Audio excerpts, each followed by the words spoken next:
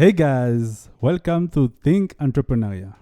My name is Christian and I am so excited to be joined by Stephan.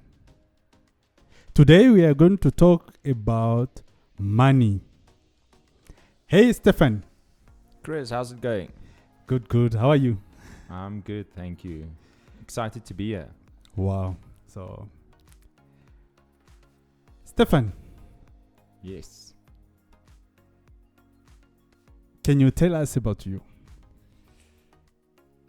Well, my name's Stephan. What do you want to know about me, Chris? You need to tell me. I mean, we go to the same church, you know me, so you should ask me, what do you want to know? What are you doing? And must I say for living?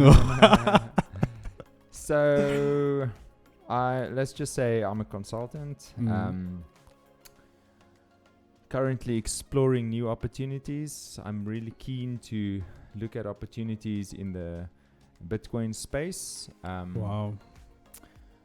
Yeah, I'm always trying to learn a bit more, educate myself. Yeah, that's pretty much me in a nutshell. I like fitness, Wow. working out, Mm-hmm. married, got a kid. A beautiful one. Yeah. That's great. So, Stephan, can you describe yourself in one sentence? That's a challenge.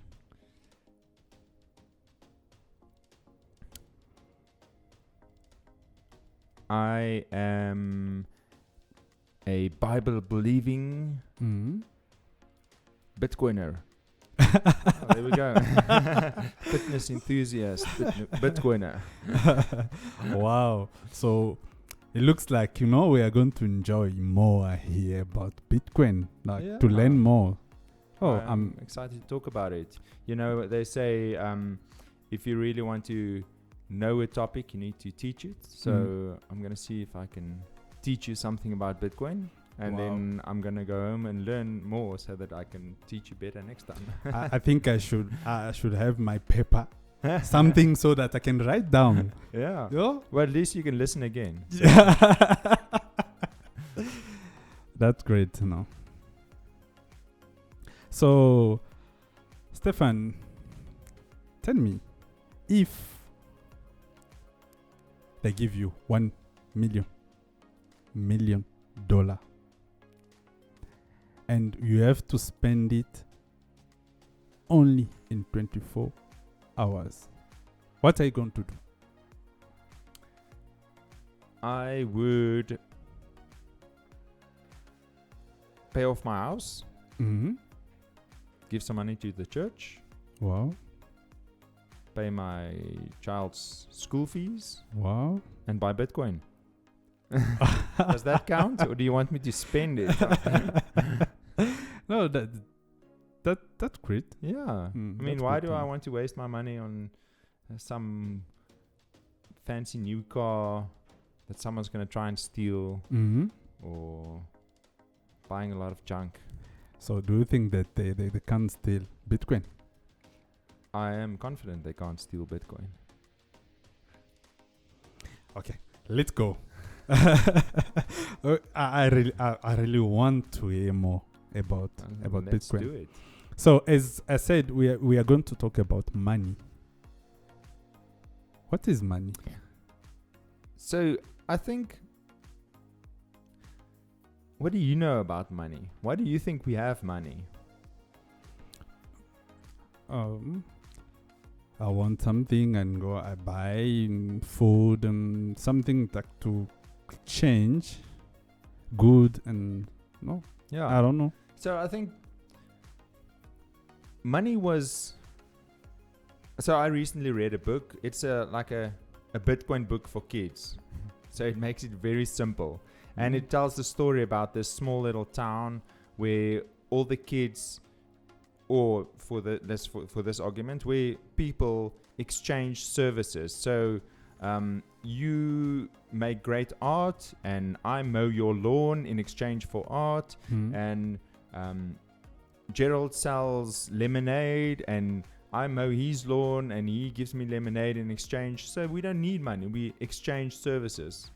But that doesn't work too long, because say I need art for a birthday, but you don't need your lawn mowed.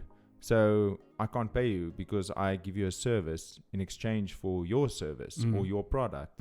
And I think that's why money was really invented, that's why people started using objects as money, to really make it possible to store that value. So I give you value in the form of mowing your lawn, and then we store that in a product. So throughout time, there was a lot of what shall we call it, examples of money. In Africa, in South Africa and Malawi and Zambia, like 500 years ago, they used to use glass beads for money. Wow. Because it was hard to produce. So you can't fake it. I mean, it takes time to make it with the knowledge and the equipment they had available. And that was a good form of money until the Europeans came, and then they saw the Africans using this form of money, and they thought to themselves, but we can make these glass beads in Europe, thousands of them, because we've got a different technology. And then they started flooding the market. So they brought beads, and then they would exchange it for products with worth, and they basically created money out of thin air at their home. And that was just, it flooded the market. So then it stopped being a good form of money. So, and then there's a long story of how we got to like paper money. But that's basically what it is storing that value that you're providing. So, I mean, we went from glass beads to a whole different string of things, and we ended up with, at some point, we ended up with gold being a good source of money, because it's hard to produce gold. I mean, you have to go down into the earth and mine for gold. It's not easy you can't fake it. You can't produce it out of thin air. So that was a good form of money. So that emerged as a form of money. No one decided, gold is going to be, no one declared and said, gold, we're going to make gold is the formal form of money now. No, it became a form of money because of its properties. So that's why something like glass beads or shells, you can't use a plant for money. It's possible, you can, but the plant's going to die. I can't use a car for money. Yes, you can, but then you can't. How are you going to pay for a cool drink with a car? You're going to have to buy a lot of cool drinks every time you want to exchange it with a car. So money is money because of its property. Yeah. So money is.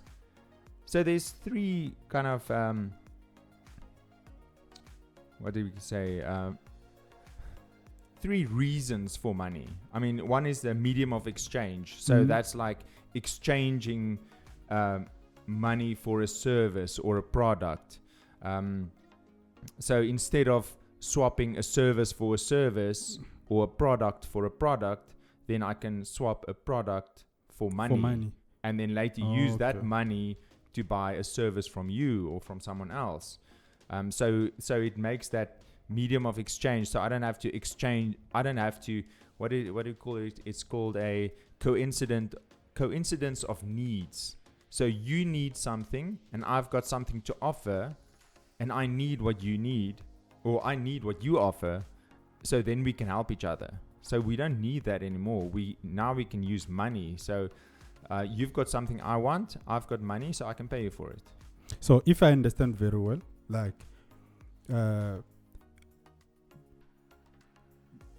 before it was, you have this class, I must have this class for us, or you must need this phone and me need this glass, Yes. and then so that we exchange. I take this, I give you a phone, I take this glass. Yes. And then when it's like, I don't want this glass, but you want my phone, we can't exchange. So that's why we came with some different forms of money, something that you don't have. You don't have to have the glass or me the phone for us to exchange, but we have a middle things that this paper that we can exchange. Like if I want this, I give you this paper, you give me the glass. Wow. Yes. Oh, that's great. So money, it's money because of the property and all those stuff.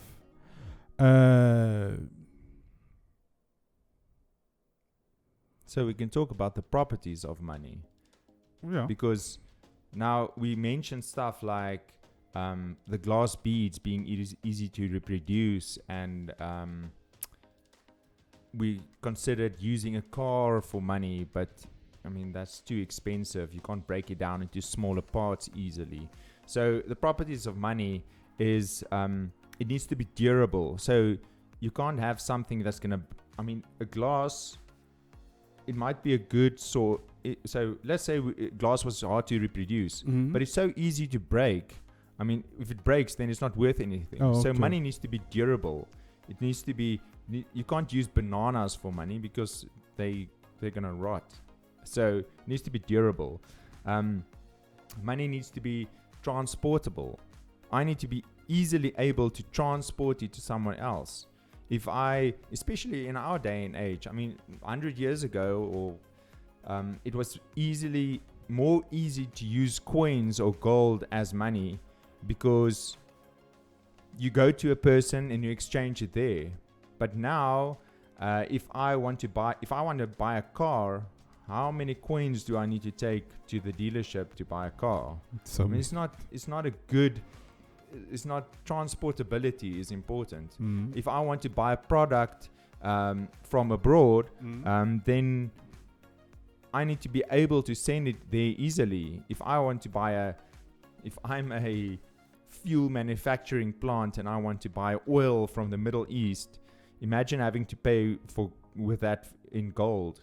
I mean, you have to send a container there, pay with it in gold, get the product back. So it needs to be transportable. What else was there? It needs to be divisible. So if I use cars as a form of payment and I want to buy a cool drink, how do I pay for that? I mean, am I going to break the mirror off to pay for my cool drink? Because I'm not going to exchange a car for a cool drink. So it needs to be, I need to be able to divide it into smaller parts so that I can pay for a small product. So if we look at normal money, you can take $100 and break it down into $20, or you can break it even smaller down into coins. And so it needs to be divisible. It needs to be fungible. So that means it's $1 is the same as another dollar. I mean, there's not specific more value to it. Like telephones aren't fungible. If I've got a phone and you've got a phone and it's the exact same phone and it's got the exact same worth, then you want to swap phones. Do you? No, you don't, because all your numbers are on your phone and all your contacts and photos and this is on your phone. Okay. So even if it's the same phone, a phone is not fungible. So you need something that's the same. $1 is the same as $1 is the same as $1. It doesn't matter if I've got $10 and I want to exchange it with you for $10. I mean, it's going to be silly. I mean, yeah, sure, of course we can swap it. It's the same. There's not specific value. It's not more valuable because it's got a certain serial number. It's not going to be so money needs to be like that. I mean, one needs to be the same as the next one, needs to be the same as the next one. And it needs to be hard to counterfeit, like the glass beads. I mean, you can't have something as money that someone can go into their garage and just create a bunch more of it. That's not good money then. But government. Let's talk about government. Yes, let's talk about them. We we don't like make money, like create money, but them they do that. Imagine that I'm a government, and I have all that possibility. I know how I can make money. So what about that? Just as you were explaining about money, someone must not be able to make his own money. Yes. And then, but we see it. Yes, we do. And do you think that's right? It's not right, like but they do it. It's like the Europeans coming to the Africans and saying, oh, but look, I've got glass beads. I can pay for a product. That's exactly the same thing. Now it's just the government. So the government tells us it's illegal to print money. I'm not allowed to print money, but they can. Do you think that's right? It's not right. No, it's not right. But they're doing it. I know they're doing it, but it's not right. I mean, so what happens now is, so your country consists of a certain amount of land, a certain amount of companies and products and whatever. And that kind of reflects the worth of the country. But now the government decides, well, I want more money, so I'm just going to print more. So suddenly the money that represents your country is actually worth less because your country's worth is still only that much. So it's like having a glass and say, okay, if I fill this up with money, okay, so the glass is the country and all its products and all its worth and all its mineral resources and all that. So that's what you're worth. Now I fill it up with water. Now that's the currency. Now suddenly the country decides, well, I'm going to print more money. So they just throw more water in, and the water is kind of running all over the place. And that's what's kind of happening. That's what's happening. There's more money than worth in the country. So that's why your purchasing power continues to get less and less. Are you talking about inflation? Yes. Oh. So when was it? Last week? Oh, you were in the car actually, but it was an Afrikaans story that my daughter was listening to on the radio. And they told a story about this kid wanting a bicycle. And this kid is saving and saving and saving. And all his friends are doing nice stuff. And every time he goes with them and he looks at it, it's like, I can't play that video game because it costs money. And I'm really saving for my bicycle. I'm saving. So he saves all the money he gets. Now, this is not how the story ends, but I saw another ad somewhere like this. And finally, he has enough money to go to the shop and say, I'm going to buy this bicycle now. He stands there with his $200 outside the window, looking at the bicycle and the sign that says $200. And as he's thinking, I've got enough money, I'm going to buy this bike. The shop owner comes to the window. He puts up a new sign, $300. Because inflation. And then he doesn't have enough anymore. And that's what we're sitting with. I mean, they keep printing money and money, so it's worth less and less. So everything is getting more expensive and more expensive. We used to consider property as, well, I suppose we still do, consider property as a good investment. Because you can't create more out of nothing. You can't create more land out of nothing, unless you're in Dubai, where they just create islands. But you can't create more property out of nothing. You can build more houses, yeah, sure, but you can't create. If you've got property, then they used to consider that as a good store of value, which is also another characteristic of money. You need to be able to store value in it. And I just want to turn this thing off. Anyway, so property used to be a good store of value where you can buy the property and no one can create more property out of nothing. It's going to be worth something. And that property becomes worth more and more and more and it's not really because the property is improved or in itself worth more. It's just because your buying power with dollars or rands is getting less and less. So now if I sell my property, I'm going to get more rands or more dollars because the buying power is less. Because they printed a bunch more, so there's more available. So if I have a physical asset, then that's going to give me more money in my pocket. So, Stephan, I have two questions that just came in my mind while you were talking. Let's start with one. The first one, you said money and currency. Is it two different things or it's the same? Well, I'm using it as the same at the moment, yeah. Okay. There are other questions like, why does government print money if they know that it's bad for ignorance, greed? I mean, there's two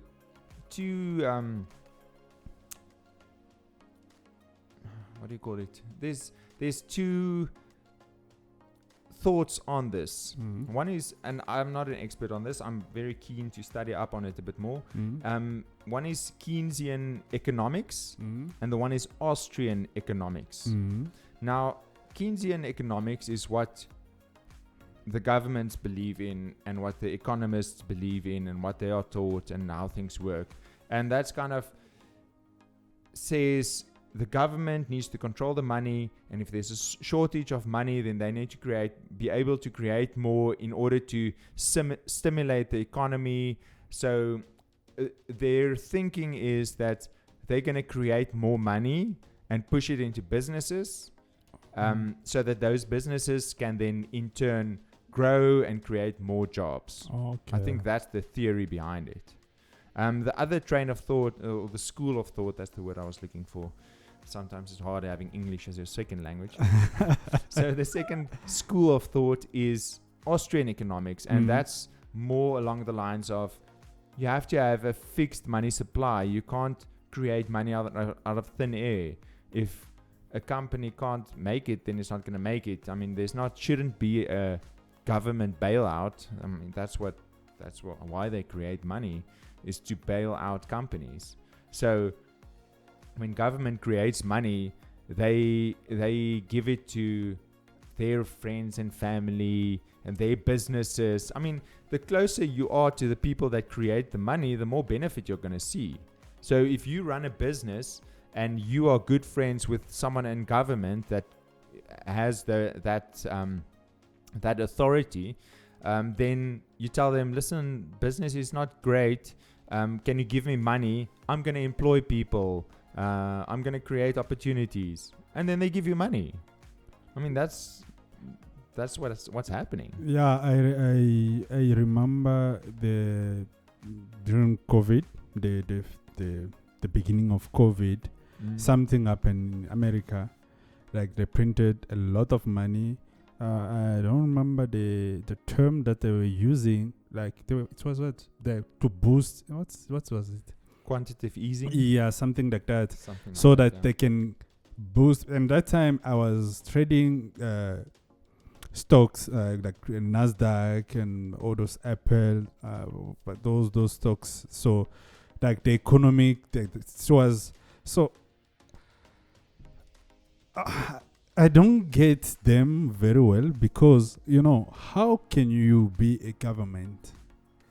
You do something that that, yes, benefit some kind of people, business, most of the time people who have businesses, but majority of people will be in trouble, but you still do it. So I don't get it, but they are government. So I really think most of them don't understand. Well, now I'm sounding like, I know more than they do. I don't know if I know. Maybe I'm completely wrong, but from what I've read, I mean, as we discussed, you can't create money out of nothing. I mean, where does it come from? You can't. So I don't think that they necessarily know or believe that they're doing anything wrong or doing something that's going to have a negative effect on the people. So I don't think they're doing it on purpose. I believe they're not doing it on purpose. I think we're probably gonna, in the next 5 or 10 years, we're gonna feel the effects of what they've done, and if it was really bad or not. So, Stephan, what do you really own? Like, a car, a house, or money in the bank? So, I don't know if the question is like, it's direct or it's like according to the economy. So, a lot of people think they own a lot of things, but like I know in the government, in Greece, was it a couple of years ago, probably 10 or more years, 2008? I know, I have no idea what the date was, but in Greece, what they did was the government was in a lot of debt. So they took 10%, I think it's 10%, out of everyone's bank accounts to pay their debt.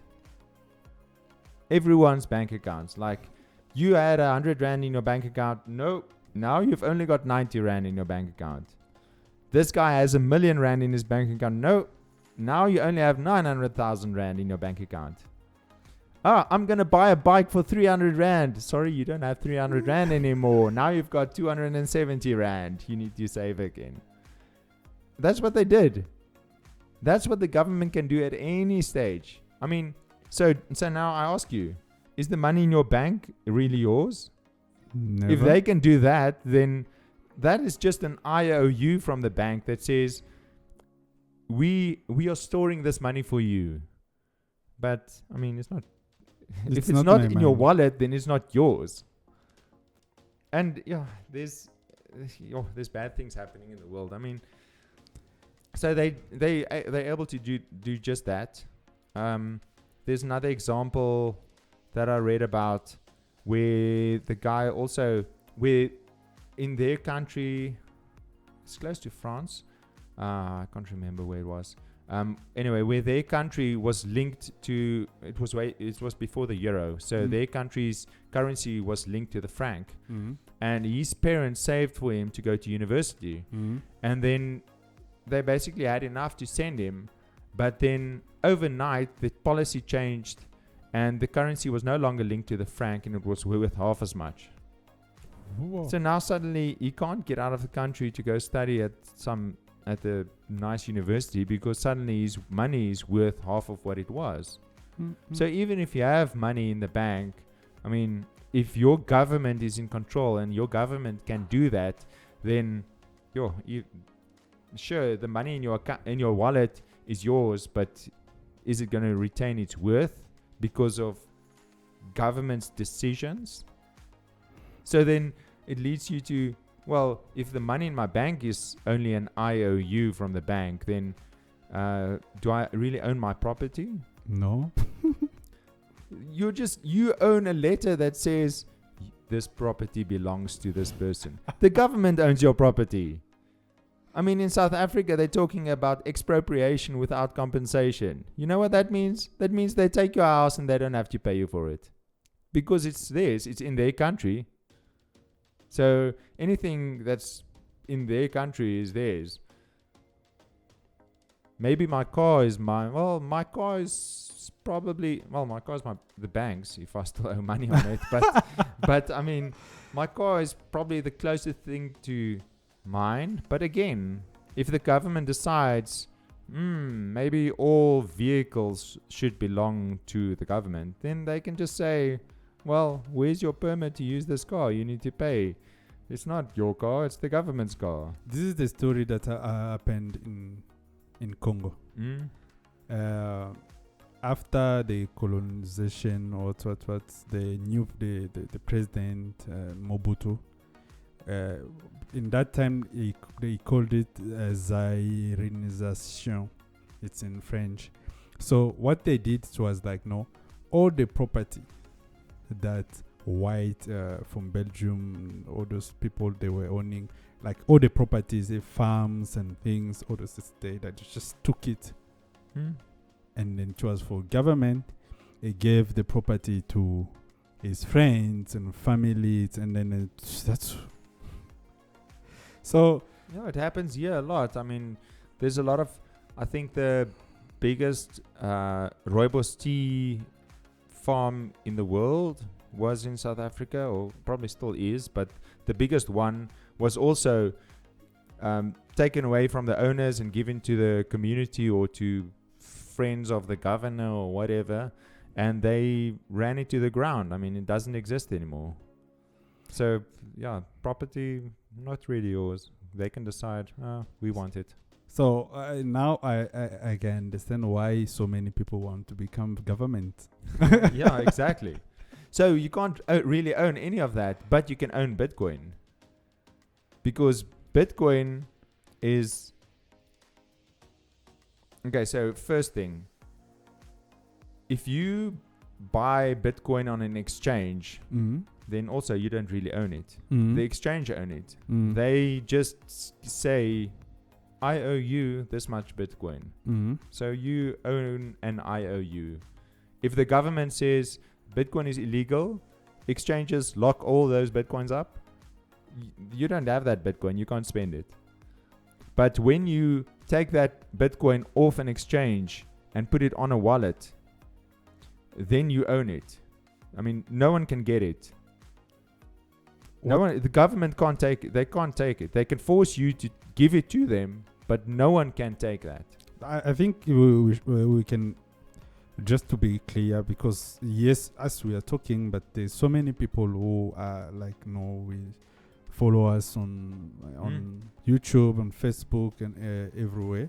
So in the podcast, what is Bitcoin?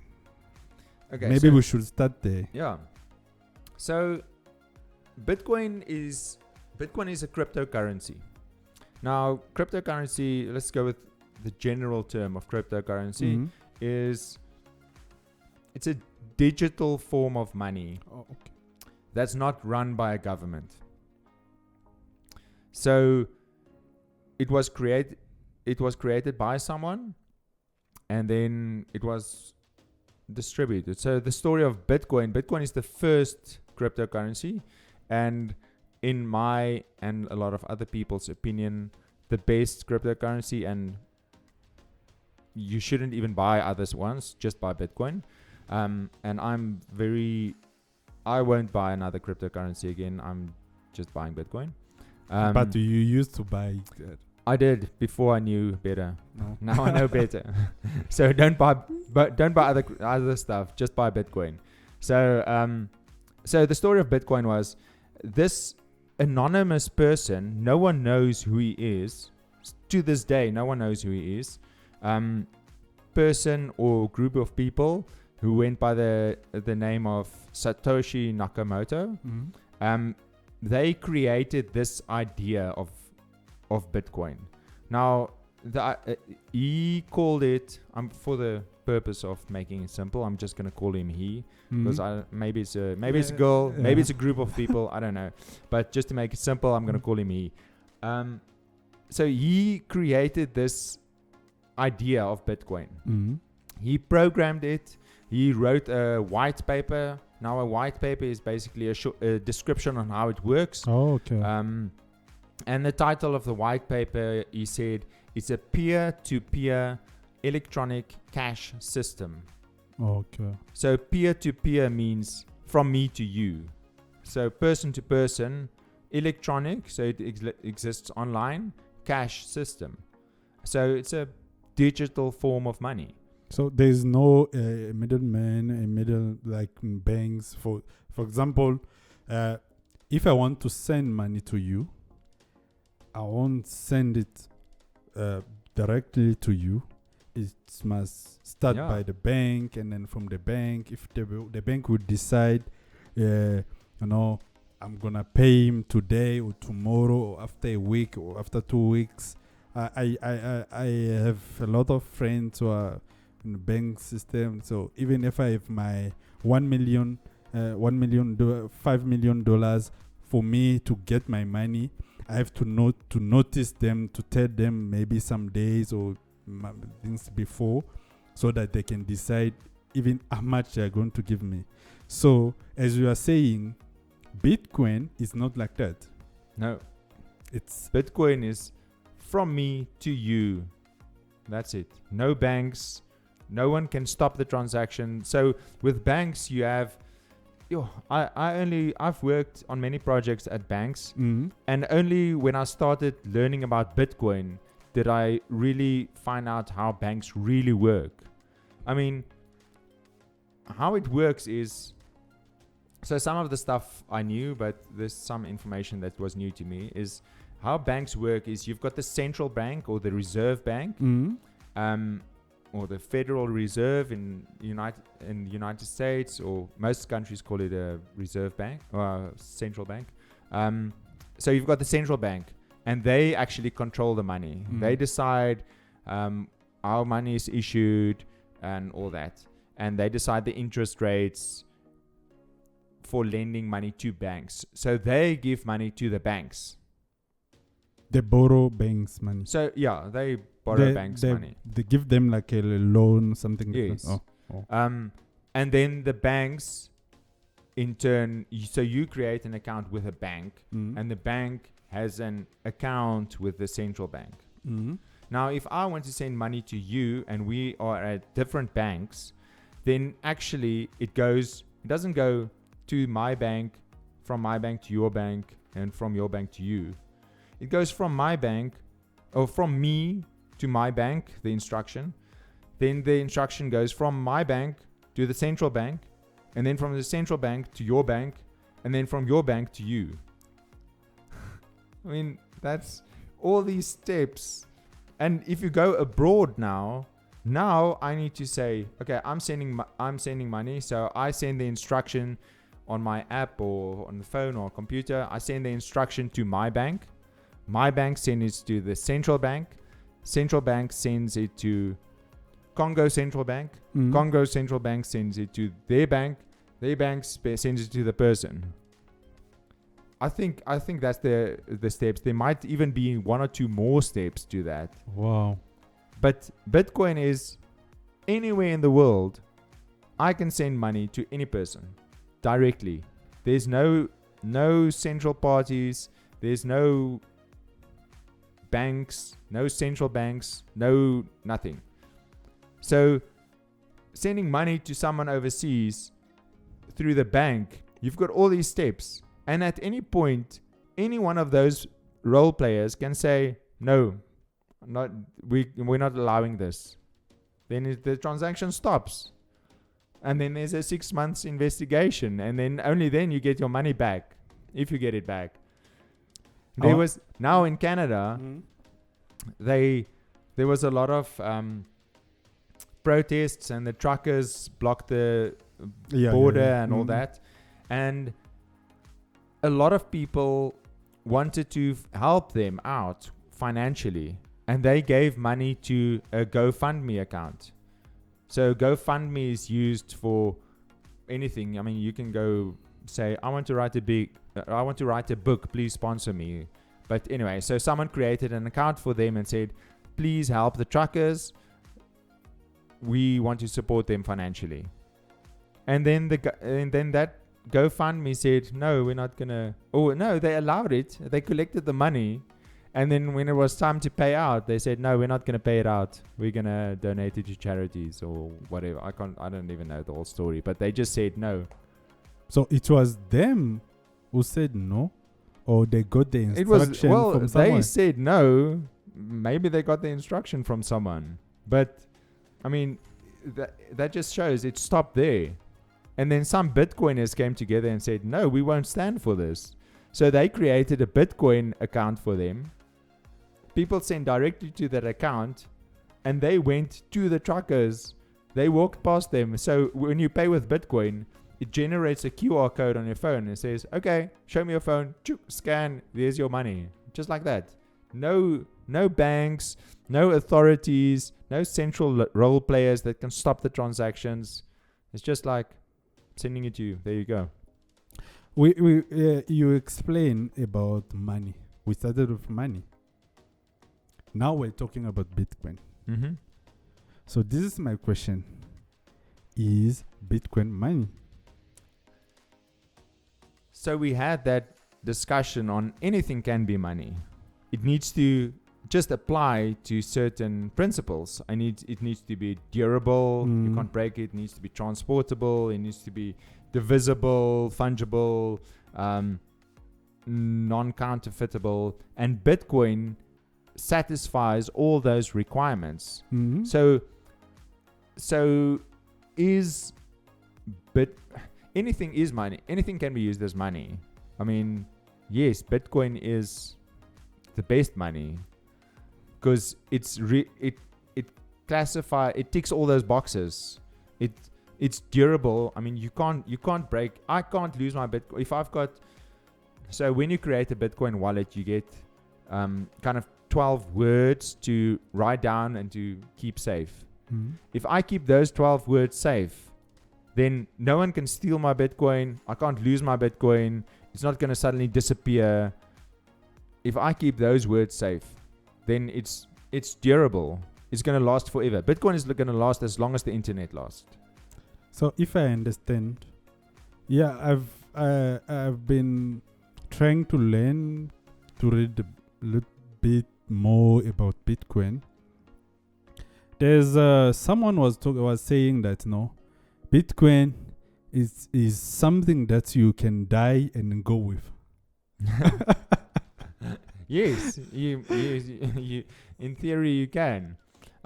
There's a lot of jokes where they say, no, if you lose those 12 words, then no one can get it. Your family can't get it. I mean, if I haven't told my wife where to find those words, then it's gone forever. It's going with me to the grave, gone. So, there's a lot of jokes where they say, oh, they contributed it to the community because now, so we talk about printing more money, so your money becomes worth less. So now with Bitcoin, if people lose or they die without giving those 12 words to someone, then they are actually making the Bitcoin that you own worth more. Because now no one can get there ever again. Oh, now I get it. So I think I spoke about it in this channel.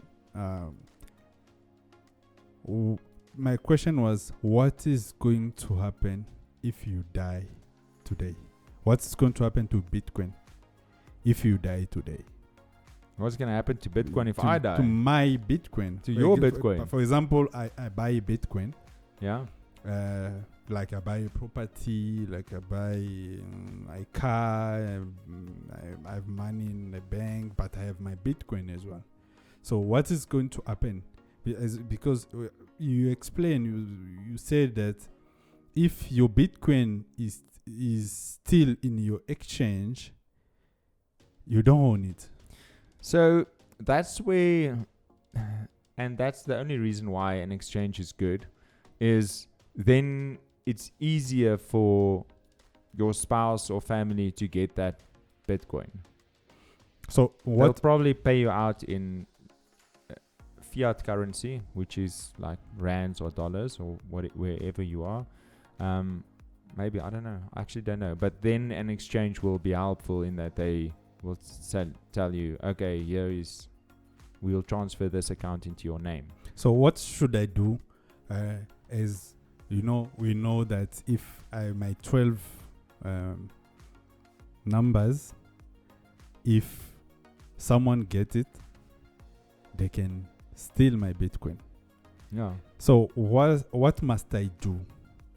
So with my, if I know that, no, life, it's like, no, I can be driving and something happen and then die. If I didn't tell my wife, if I didn't, my baby still, and my family, because I don't know, even someone from the family can steal your Bitcoin. Yeah. Your wife can steal your Bitcoin. So there's a couple of options on that, but in short, you say, okay, you should tell your wife, I wrote down those 12 words and I hid them over there. Or you should tell, if you have a will or a testament, then you should, in that testament, you should say, the words are hidden over here. So that just your wife knows where it's hidden. And then, so it's kind of an extra step. So it's not just going to be, the person who's reading the testament is going to say, I know where his words are hidden, I'm going to get it. Or it shouldn't be written in there, because then if someone hacks it, then they can steal that. So it should be somewhere that your wife or your kids can find. Mm-hmm. I mean, there are some companies that offer a service where they I don't exactly know how it works, but they offer like an inheritance plan. So maybe we should step back. There's this principle called multi-sig. Now, how that works is it requires multiple signatures to release the funds. Okay. So I can have all my money in a multi-sig wallet. So that means I've got an app on my phone which creates one signature. I've got this paper wallet that creates another signature. And I've got this glass of water that creates another signature. And now if I want to access my money, then 2 of these or all 3 of them needs to sign to release the money. Now, if I want to create an inheritance plan, then there's companies that will help you do that and say, we are going to keep 1 signature. And they can't do anything with only 1.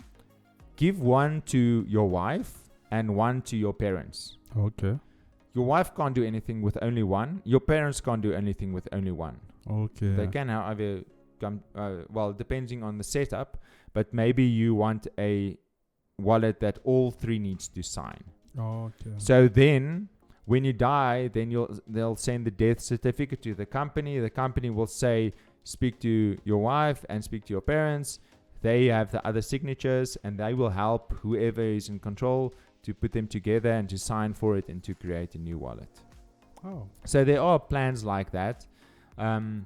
Or you can do it yourself. You can say, I'm going to create a multi-signature wallet. I'm going to give this to my friend. I'm going to give this to my wife. I'm going to give this to my parents. People that you trust, they're not going to work together behind your back. And then say, okay, if I die, you need to contact these people and they will unlock the funds. So, what makes Bitcoin different from the fiat money? Fiat money, for people who are listening to us and watching us on YouTube, fiat money is like dollars, the paper money. Yeah.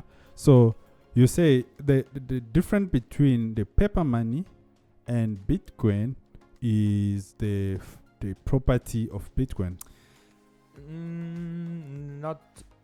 Not only, because like we use function. We use paper money very little. I mean, we use electronic money all the time. Okay. We use our credit card to pay for things. We use the ATM to send money to someone, or to the bank, an EFT to pay for something. I mean, I'm not going to draw cash to go pay for a car, to buy a car. I'm going to swipe a card or do a bank transfer. So we use electronic money all the time. The main difference is there's no central entity that controls it. Okay. So government don't control Bitcoin. They never can. They never will. Government controls fiat money. And that's also a big difference with Bitcoin and other cryptocurrencies. Other cryptocurrencies are, to an extent, controlled buy entities. I mean, they will probably sell it that, oh, we don't control it, it's the market that controls it, but they do control it to an extent. If governments wants to shut down a currency, they can go. I mean, Ethereum, I know, is Vitalik Buterin. The government can go to him and say, okay, you're shutting this down now, or else what? But I mean, or else. So that in theory, they can put that pressure on, and there's a person that they can go after. And Bitcoin doesn't have that person. I mean, no one knows who that is, if he's an alien from outer space or someone from the future. So if I understand very well, Bitcoin is that value that has, it's because they don't know the founder, or they don't know there's a lot of things that makes Bitcoin unique. I mean, and that's one of the things, is they don't know the founder. Another thing is, when Bitcoin was created, no one knew what cryptocurrency was. I mean, there wasn't a term cryptocurrency. A lot of people have had that idea before Bitcoin. So there was attempts to create something like Bitcoin before Bitcoin, but they couldn't exactly figure out how to do it. They couldn't put all the parts together. So Bitcoin in itself is not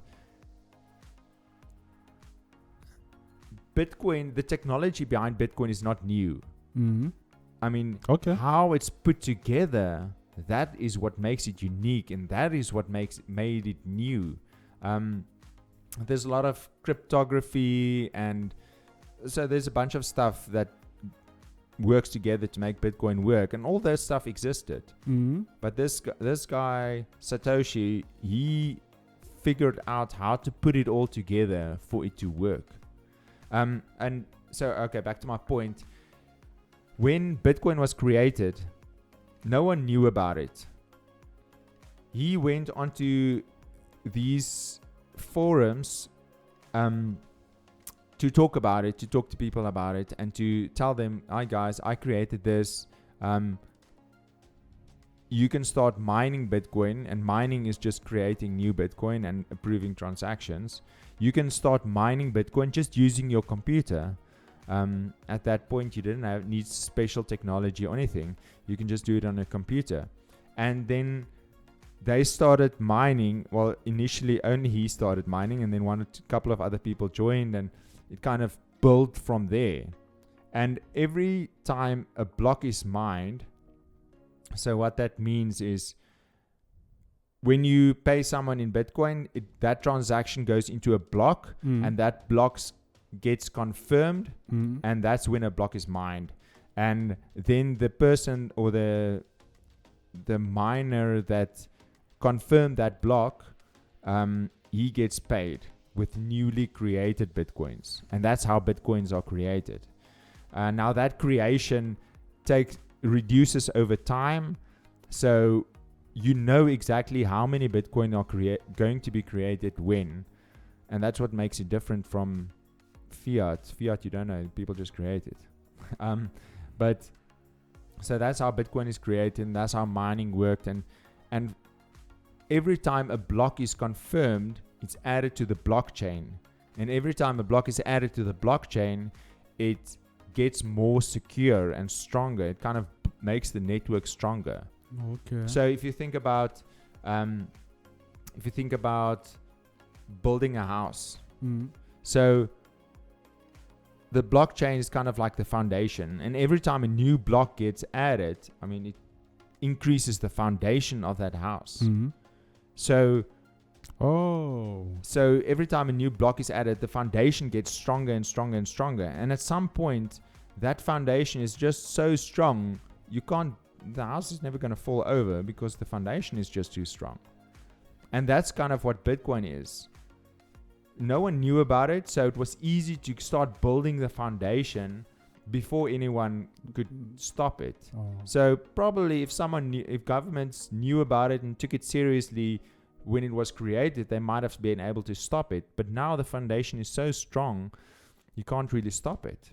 And other coins, because everyone now knows about cryptocurrency, they don't have that opportunity to build a strong foundation fast enough. So someone can hack it before the foundation is strong enough. Now, to try and circumvent this, they release coins they call a pre-mine. So they release coins to their friends and family before they're actually releasing it to the public. Oh. So most coins have got like a pre-mine type of setup where, okay guys, we're going to release coins to you to kind of build the foundation first. But I mean, that doesn't sound fair. I mean, Bitcoin is like fair from the start. He advertised, he's going to say, guys, from this date, we're going to start mining. Then Bitcoin is created. So yes, I get you.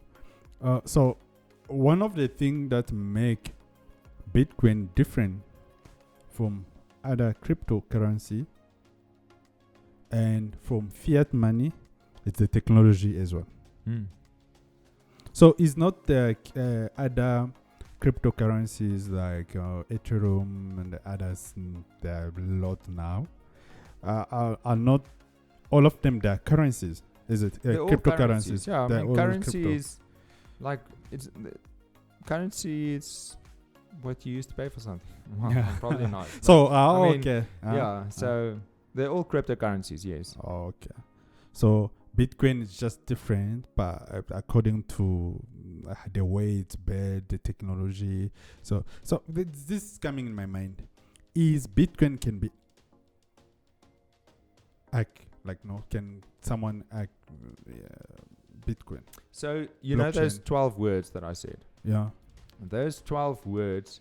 So in Bitcoin, what you've got is you've got a public key, and that is what I use to pay you. You send me your public key, which anyone can know. It doesn't matter who knows it.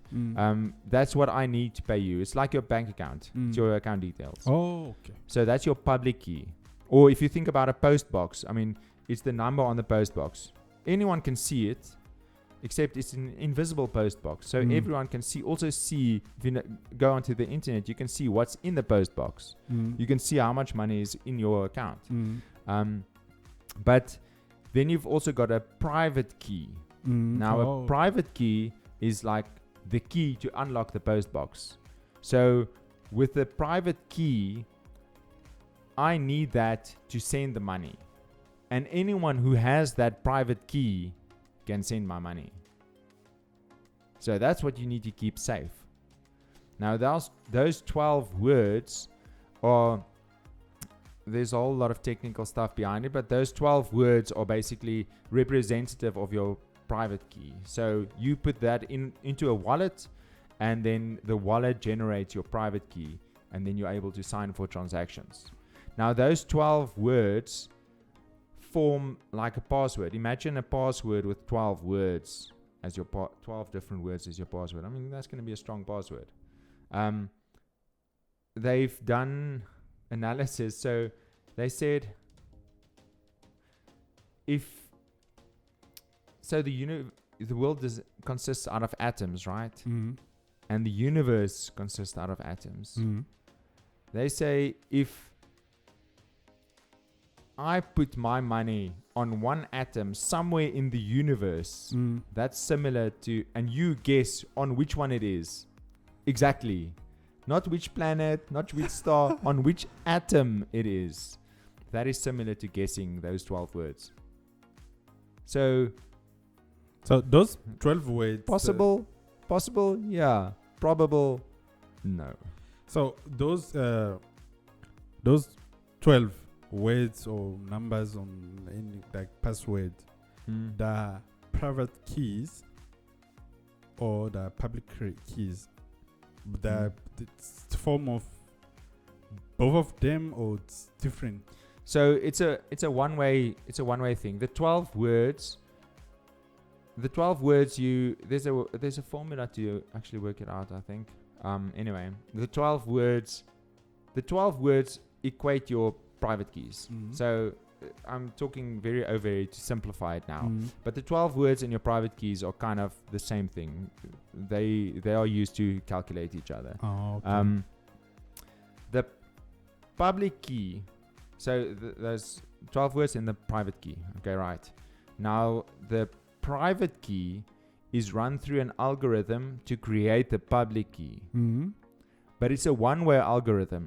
Mhm. So you can't reverse engineer it. There's no way to go back into it. Mhm. So if I have your public key, there's no way I can calculate or feed into a computer or anything. There's no way I can calculate your private key based on your public key. Wow. But if I have a public key, then you generate a public private. If I have a private key, I generate a public key. I've read somewhere like they're saying no Bitcoin. Someone hacked Bitcoin, millions of dollars. Mm-hmm. Was it true? It was just no news. No, it's true. Mm. But they didn't hack the wallet. They hacked where they kept the 12 words. Okay. So if I store those 12 words on my Dropbox, then someone's going to hack it. They just need to hack Dropbox, and then they've got the 12 words. So you can't hack the 12 words. So say, there's my Dropbox or my computer or whatever, and here's my 12 words. If I keep this safe, you will never get this. So for you to protect your Bitcoin, you must save it out of the internet, Yeah. out of the any contact with any connection, it must be offline. Yeah. As soon as I put it on a computer or in Dropbox or in an email or take a screenshot of it, then it's at risk. So that is the reason why there is the what they call it, the what's the server of the Bitcoin out of the what's they call it, the for you to save your So you write down the 12 words. like where you said like, let me go back now. You said if you keep your Bitcoin in the exchange own your Bitcoin. Yeah. But for you to own your Bitcoin, you have to save it where? You have to put it somewhere. You have to take it off the exchange. And put it so wallet. Money is just a ledger. So you know what a ledger is? That just says I keep. So there's an interesting story. It's called the stones of Yaps. I actually wrote it down. The Rai stones in Yap Island. It's an island in Indonesia somewhere. Now they made these massive stones, like 900 pounds. That's what 4 tons. They made these massive stones, and they used that as money. And if I want to pay you and I've got my stone, I can't move that stone. It's standing there in the field somewhere.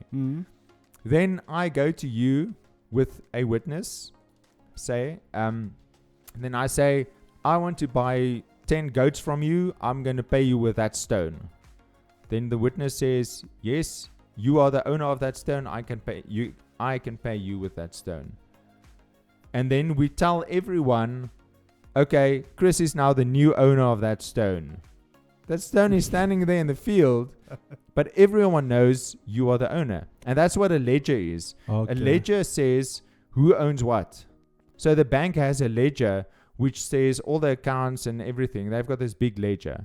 And when I send money to you, they just scratch out a number and put a new number in. That's what the ledger does.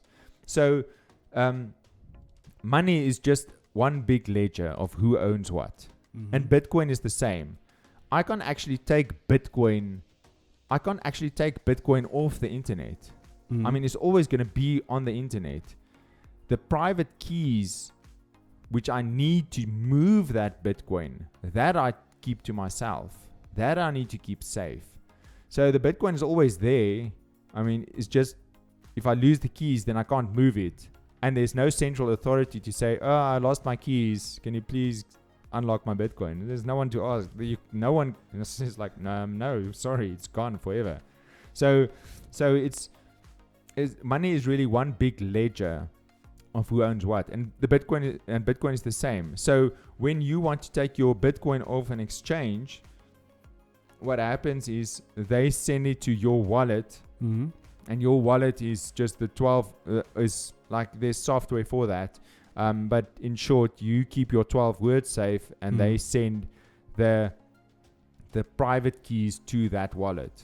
So even the Not exchange, exactly, but yeah, is the exchange knows something about your 12 keys? No, they know nothing. So what actually happens is I've got a wallet with my private information with the keys on, and then I create a wallet, and then that wallet has private keys and public keys. So then I write down those 12 words, which is my private keys. I keep them private for me.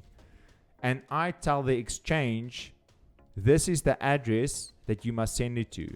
And what they do is they send it then to that wallet. But they don't know anything. They don't know the private keys. They Okay. only know the public keys. And the public keys, anyone can know it. It's like sharing your bank account number.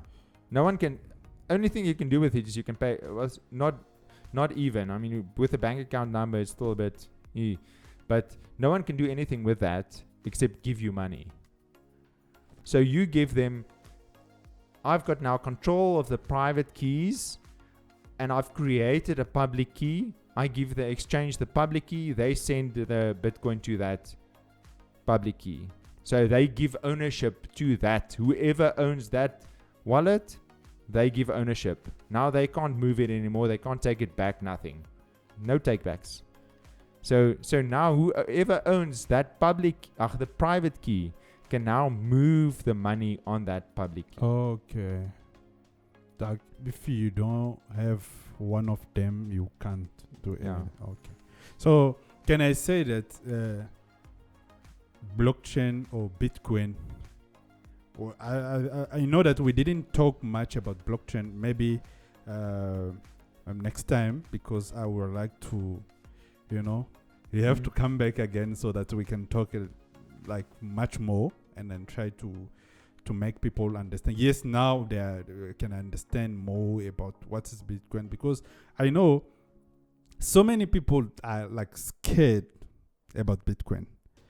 Once you just say about Bitcoin, that's a scam, and by just reading and then trying to understand how it works, I now I get why the government and banks and all those institutions, they are behind Bitcoin. It's like a business. Bitcoin is taking away their business. They don't want it to succeed because they can control money. They can't control Bitcoin. So you can. So the big difference, like we are taking it out one by one, I think so. Like now, the other thing that makes the Bitcoin very special is the decentralization. Like they can't control it. It's like banks control our money with the government. So Bitcoin, no one control it. No. So that's one of the big reasons why I think Bitcoin is not a scam and it's going to succeed, is because it's completely open source. Now what that means is if you can program, you can go help build the Bitcoin network. If you can read programming, you can go read the code of Bitcoin. It's publicly available. Anyone can read it. But no one can hack it. You can't hack it because it's not on one computer. Wow. It's on thousands and thousands of computers. So if you want to hack that, you need to hack thousands and thousands and thousands of computers all at the same time.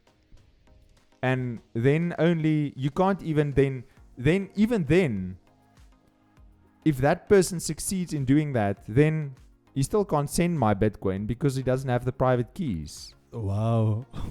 So that's one of the fundamental reasons why I believe Bitcoin is going to be successful, is because it is open source. I mean, anyone can go read that information. I don't know enough about coding and programming to go and read that and understand it and contribute to it, but there are many people that do. And the fact that those people keep contributing and keep working on it and believe in it, that gives me comfort in like knowing, okay, this isn't a scam. I mean, who is going to spend thousands of hours trying to build this network and make this succeed if it was a scam? I wouldn't. If I was a developer and I went and read the code and think, this is a scam, then I'm not going to spend time contributing to it. I mean, why? So that's one of the things that I really believe. I mean, there's one, I can't remember who said it. Maybe I'll save it for another time. Yeah. I'm trying to think of a story now, which I can remember the story, but I think it'll add more value if I can actually add names to it. So many people say that Bitcoin does not have an intrinsic value. What do you think about So what has intrinsic value? I mean, so think about this. If you have a burger joint where people can go buy burgers, and it's really good burgers, and you sell your hamburgers for $50 each, how much is your hamburger worth? Intrinsically. I mean, maybe it's worth $50, right? And you sell it for that much. So, yeah, sure. Now, what if a really rich guy decides he wants to give away free hamburgers, and he goes and stands right outside your shop? How much is your burger worth now? Nothing, because that guy is giving it away for free. People will just go to him and get it for free. And they won't. So, how much is $1 worth?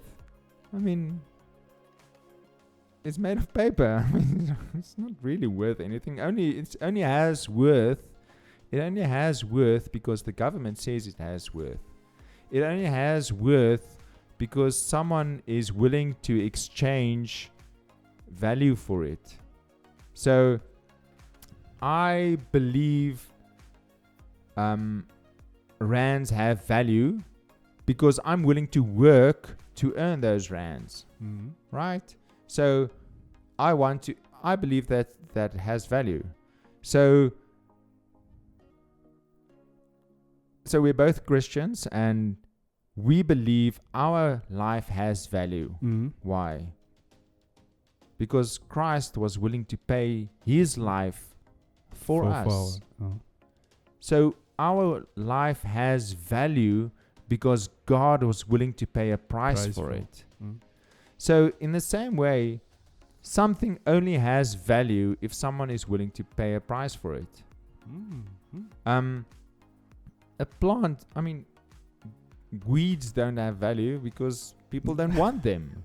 People don't want to pay a price for it. This plant has value because it looks pretty and it grows indoor, and we are willing to pay for it. So something only has value when someone is willing to pay something for it. And there's people who want to pay price for Bitcoin. And people are willing to pay a price for Bitcoin. And there are people that, and I'm very strongly becoming one of them, that says Bitcoin is worth more than fiat money. And therefore, if I have fiat, I will buy Bitcoin. Full stop. So there will always be people that are willing to pay a price for Bitcoin.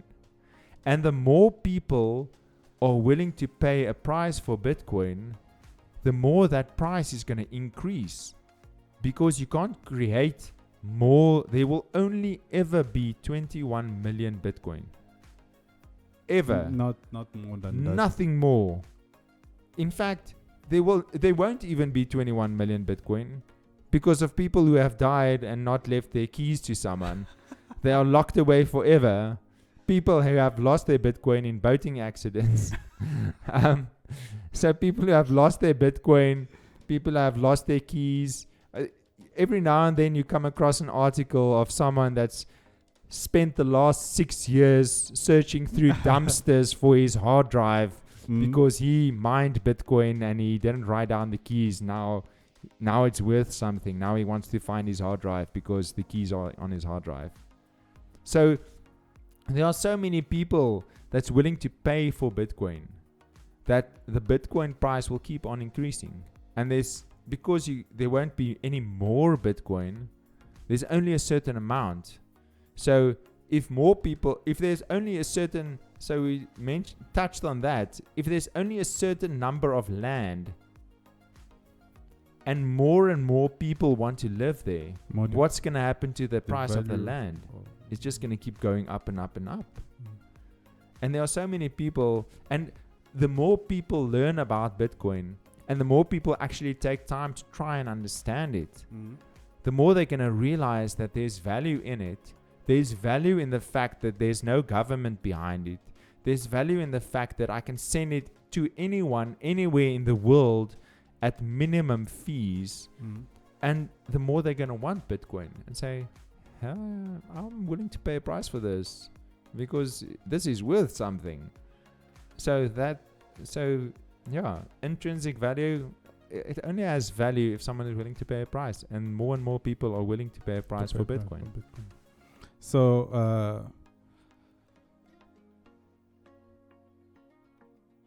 can we say that Bitcoin is the future of money?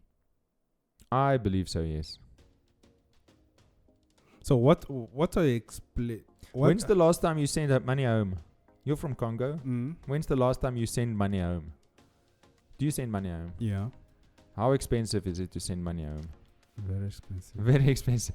You should tell them about Bitcoin because that's very cheap.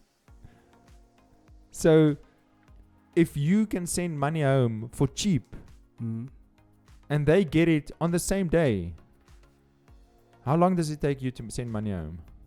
A day? 2 days? A week? I don't know. So, probably a couple of days. Bitcoin, they're going to get it the same day with fees much lower than you pay at a bank. You tell me, do you think that's the future? Yeah. I think so. Is it that the reason why reserve banks with their colleagues banks and their boss, the government, are against Bitcoin? Yeah. I mean, imagine those fees you're paying. Imagine thousands of people having to send money to friends and family or to overseas. How much money is those banks making of those fees? A lot of money. How much money are they making from government giving them bailouts and interest rates? And they're making a lot of money from us.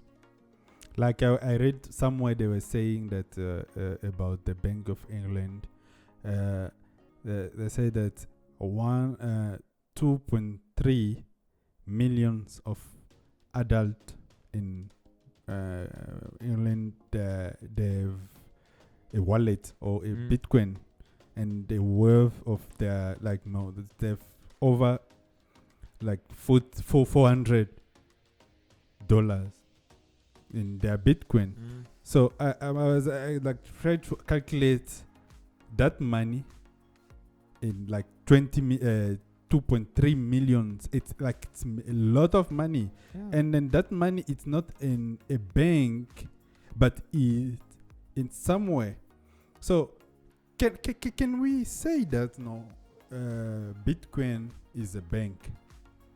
Bitcoin is like the ultimate offshore bank because it's not linked to a country. No country can stop it. No country can stop the payments.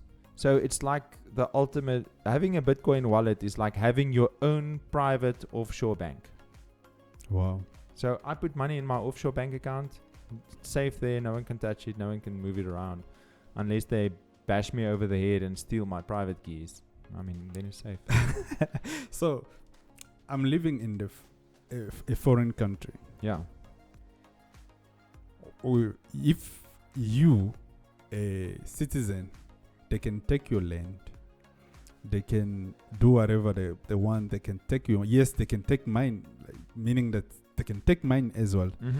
So, do you think it's wise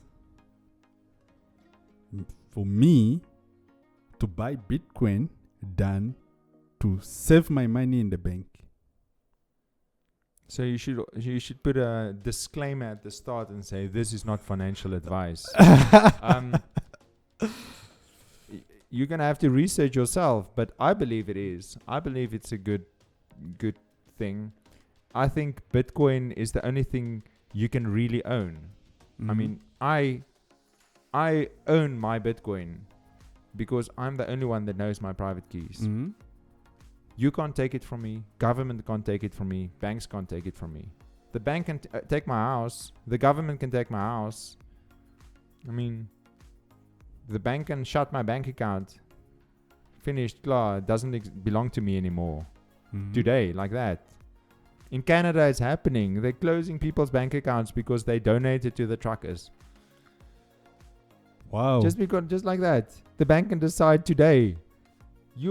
I've been doing research for a project on Bhutanese refugees. Mm. So people from Bhutan in 1990, the government just decided this ethnic group was no longer citizens of our country. And they said, you must go now. Wow. Bye. It's like, what do you mean? Where do we go? We are citizens. They just said, no, you're not anymore. Sorry, bye. Wow. I mean, it's like that. If that happens, then I just take my Bitcoin with me and say, okay, well, cheers. So how can you explain the value of Bitcoin now? Like, I'm talking about the market right now. Bitcoin have been failing. Can we still trust it? Yes, we said it's a feature, but what we are seeing right now, it's like no. So Bitcoin is only 13 years old. And I think if something like, can you trust a 13-year-old kid to make life-changing decisions? And why is no? But a 13-year-old is very temperamental still, I think. My kid is not 13, but I'm sure I'm going to find out. So any market that's only 13 years old is still going to go up and down a lot. The fact that it's one Bitcoin went from worth nothing to worth $40,000 in 13 years tells me a lot. Maybe it'll go down to 30, maybe it'll go down to 20, I don't know. That's why I keep, if I have to tell people about buying Bitcoin, then I always tell them only buy Bitcoin with money that you can afford to leave for 4 years. Okay. Because there's a lot of technical stuff behind it again, but up to now, Bitcoin has followed a kind of a 4-year cycle where it goes up and down, but 4 years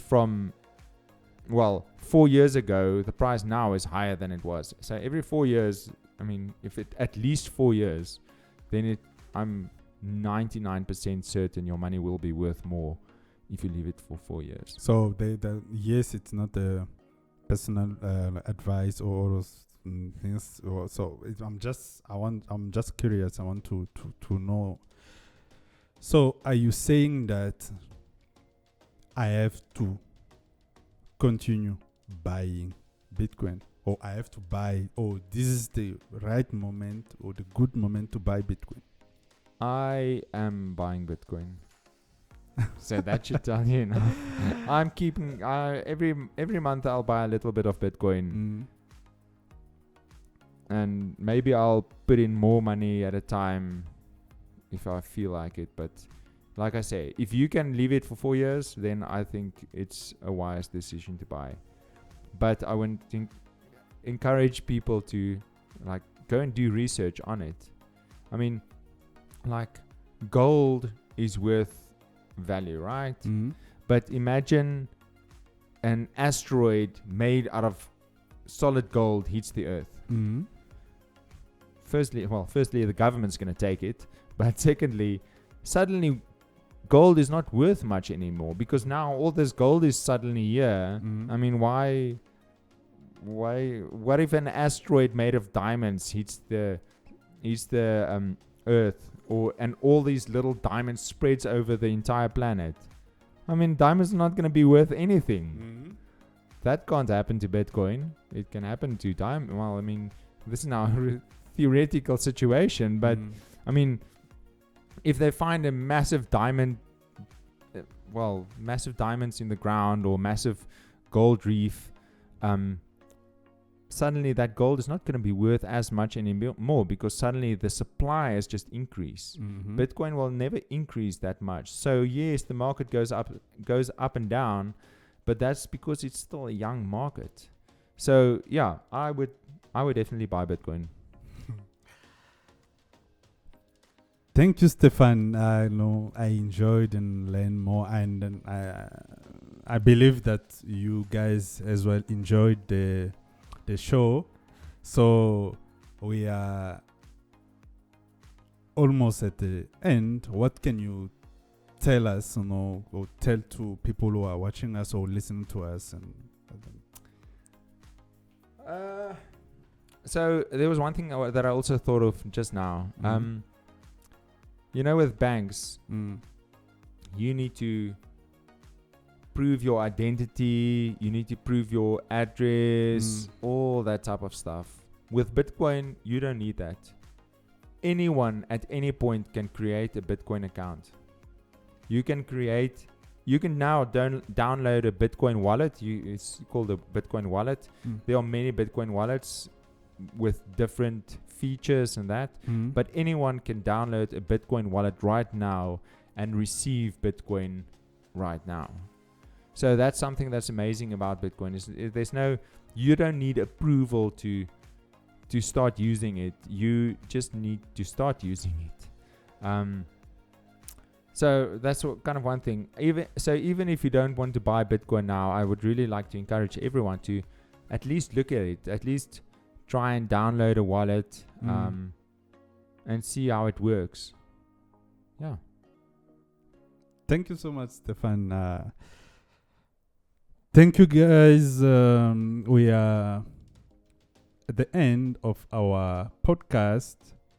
Thank you for watching, and I would like to ask you guys to subscribe and like and comment. Yes, I know that it was a bit, fast, but you can still ask your question, and then we can still invite Stephan to come and then try to explain a little bit more. But I think we'll still have him here because I really believe that he has more to give to us. So thank you so much for watching. Bye.